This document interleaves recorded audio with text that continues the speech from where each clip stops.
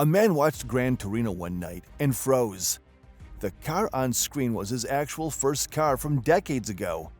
He tracked it down at a museum, pulled out the old key he never threw away, and it still worked. That car sits at number 1 on this list, but the 9 cars before it have wild stories too.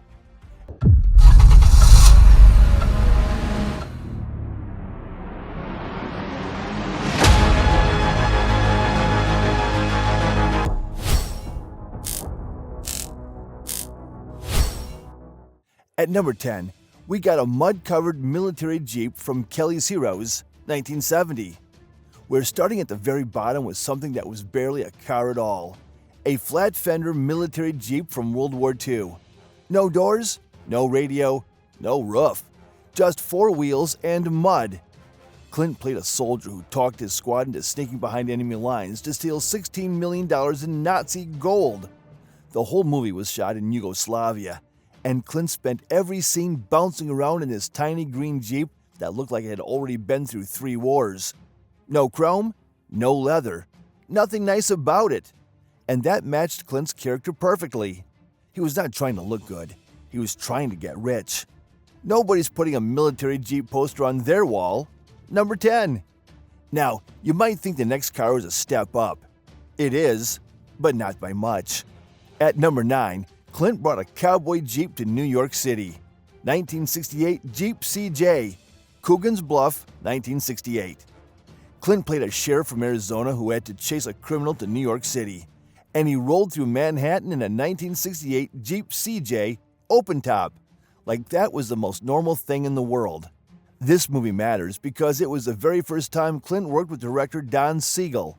Remember that name. Siegel later put Clint in a little movie called Dirty Harry, which you'll hear about at number 3. Every person on this sidewalk stared at him like he landed from Mars. The NYPD did not know what to make of this guy, and neither did the audience. The movie even inspired a TV show called McCloud that ran 7 seasons. So that little Jeep started something bigger than anyone expected. But a Jeep is still a Jeep. And what comes next? A rusty truck, an orangutan, and the biggest shock of Clint's entire career. At number 8, a rusty pickup and a monkey that outperformed Dirty Harry. 1955 Chevy 3100 truck, every which way but loose, 1978. Read that headline again. An orangutan movie outperformed Dirty Harry. Every which way but loose pulled in $104 million. The sequel made another $70 million. This was the biggest commercial hit of Clint's career at that point, and his co-star was a monkey named Clyde. The role was originally written for Burt Reynolds, who turned it down. Clint grabbed it and showed up driving a beat-up 1955 Chevy 3100 pickup truck with an orangutan riding shotgun. Not a Ferrari, not a Mustang. A rusty Chevy truck with a primate next to him, drinking beer and flipping off biker gangs. The truck matched Clint's character, Philo, perfectly. Both were rough, banged up, and way tougher than they looked. Clint called the orangutan one of the most natural actors I ever worked with, but said you had to nail the shot on the first take because the monkey had the attention span of a 7-year-old. Critics called the movie a plotless junk heap. The audience did not care. They made it a monster hit.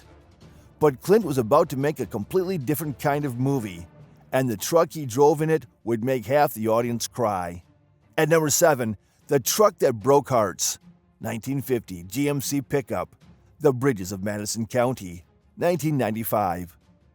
The Dirty Harry guy made a love story, and it grossed $182 million. Meryl Streep got an Oscar nomination, and the whole movie hinged on a quiet scene where a beat-up old truck pulled into a farm driveway in the middle of Iowa. Clint played a photographer drifting across the country, and he drove a 1950 GMC truck. Not a prop rented from some lot in Hollywood, his own personal truck from his real garage. He brought it to set himself. The GMC was not fast. It was not loud. It just had soul. And the movie's most heartbreaking scene happened because of it. Streep's character sits in her husband's truck at a stoplight, and through the rain, she sees Clint's green GMC waiting ahead of her. She grabs the door handle. It almost opens, almost runs to him. But she does not, and the truck pulls away forever. Critics called it one of the most devastating moments ever filmed, and the whole thing only worked because you believed that truck belonged to that man. Steven Spielberg actually co-wrote the script and almost directed this movie himself before handing it to Clint. When asked how he cast Streep, Clint said, "I only made one phone call." That GMC now sits at Eastwood's Mission Ranch property out in Carmel, California. 30 years later, and he still has not let it go. But this truck is not even the most beautiful vehicle Clint fell in love with on a film set. That honor goes to number 6. And honestly, it deserved a way better movie. At number 6, a V12 beauty trapped in a box office disaster. 1937 Lincoln K Series Convertible. Honky Tonk Man, 1982. The movie made $4.5 million. Clint's only real flop of the entire 1980s. Almost nobody saw it. But the car?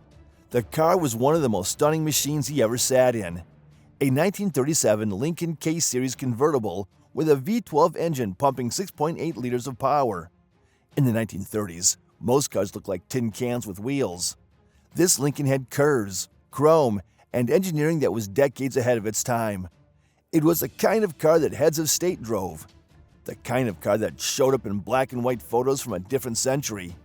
Clint played a country singer dying of tuberculosis on one last road trip, and watching him cruise through Depression-era America in his open-top V12 was like watching a painting roll down the highway. And just like the GMC, Clint kept the Lincoln for himself after filming Wrapped. But here's what makes this one interesting. Clint's real son, Kyle Eastwood, played his character's nephew in Honky Tonk Man. That same kid grew up and composed a musical score for Gran Torino at number 1 on this list. So the car from Clint's biggest flop and the car from his biggest late career hit are connected by a father and son who made movies together for decades. You cannot plan that kind of poetry. Now, if that Lincoln was the classiest car Clint ever drove, the next one was the complete opposite. And honestly, the contrast is hilarious. At number 5, the loudest and pinkest thing Clint ever touched. 1959 Cadillac Series 62 Convertible. Pink Cadillac, 1989. Think about this for a second. The guy famous for squinting, barely talking, and shooting people with a .44 Magnum spent an entire movie behind the wheel of a bright pink 1959 Cadillac convertible with Bernadette Peters in the passenger seat. The tail fins are almost 3 feet long. Chrome that could blind you from across a parking lot. Over 2 tons of screaming pink American metal stretching almost 19 feet bumper to bumper. The movie bombed hard, only $12 million. But the car was a star all by itself. That mismatch between the quietest tough guy in Hollywood and the loudest car ever built was honestly the best part of the whole film. 2 were used during filming. One sold in France for $200,000. The other ended up in Wales, where a 71-year-old mechanic drives it to pick up his grandkids from school. Imagine being a kid in Wales and your granddad rolls up in Clint Eastwood's pink Cadillac. All right, enough about pink. The next car came in black and gold, and behind it sits one of the best backstories in Clint's whole career.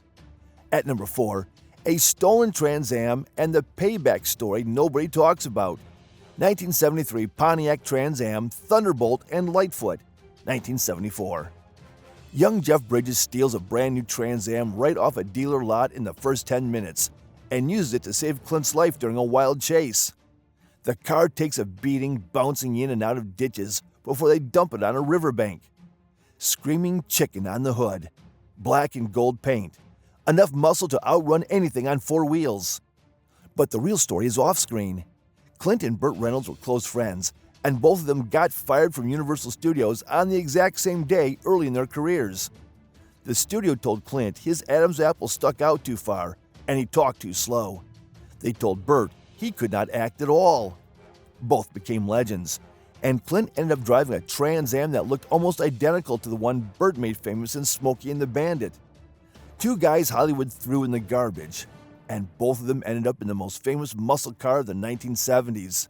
If you ever feel like someone counted you out too early, just remember that story.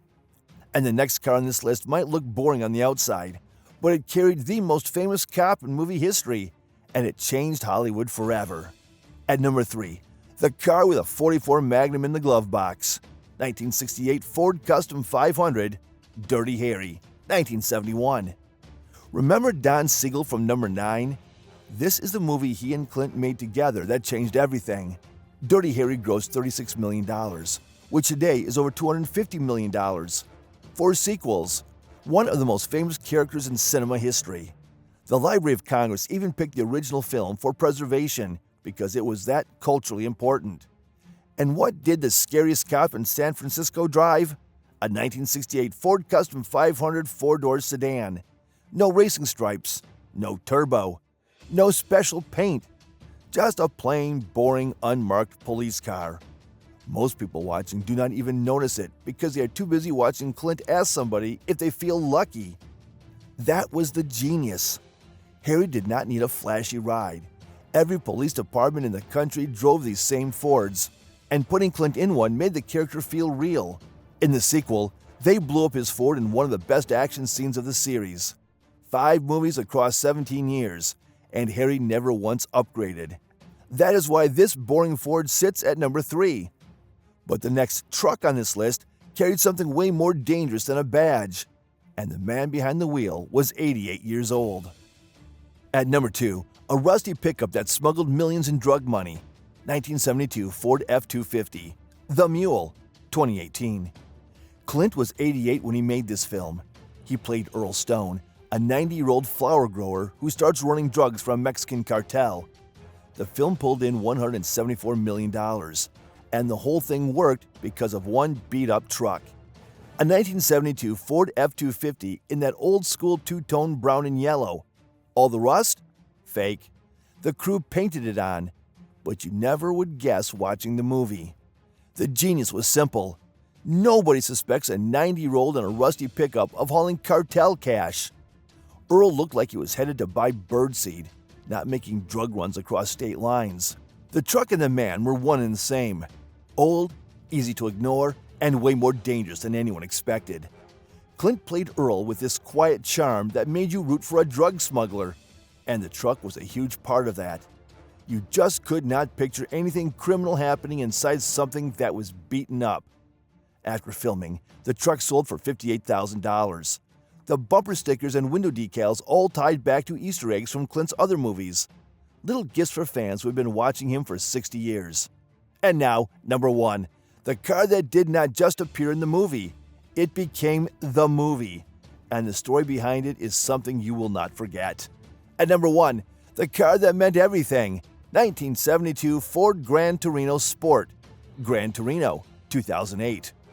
Gran Torino made $270 million on a $33 million budget and got a rare A+ cinema score from audiences.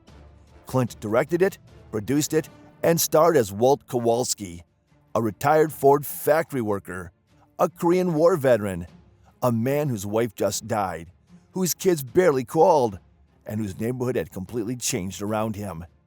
And sitting in his garage, polished like the day it rolled off the line, was a 1972 Ford Gran Torino Sport in dark green metallic, a 351 cubic inch Cleveland Cobra Jet V8 under the hood, 300 horsepower, the rare Ram air package that made the hood scoop actually pull air. One of over 92,000 built that year, but this one was a top-of-the-line fastback. Clint himself said the car was a symbol of his days at the Ford plant. Walt built cars like this one with his own hands. That Gran Torino was proof that he once mattered, proof that his country used to make things with pride, and when a neighborhood gang tried to steal it, Walt did not see a car being taken. He saw his whole life being ripped away from him. And the ending will get you. Walt leaves the Gran Torino in his will. Not to his kids, not to his greedy granddaughter who had already asked what he planned to do with the car when he died. He left it to Thao, the young neighbor who tried to steal it at the start of the movie. The car went from a symbol of everything Walt lost to a gift that said, "You are the son I wish I had." The production team found the car on eBay of all places. After the last scene wrapped, Clint refused to let it go. He took it home. It eventually landed at the Warner Brothers Picture Car Museum in California. And then came Dave Beckett from Missouri. He watched the movie one night, and his jaw dropped. The car on screen was his actual first car from years ago. He tracked it down at the museum, walked up to it, pulled out the key he had kept all that time, slid it into the door, and it still turned. After all those years, after all those miles, the key still worked. A car that connected a factory worker to his past, a real owner to his first ride, and 60 years of Clint Eastwood to one perfect machine. That is why Gran Torino is number one. If you made it this far, you already know good content when you see it. Hit subscribe so you do not miss the next one. We will see you there.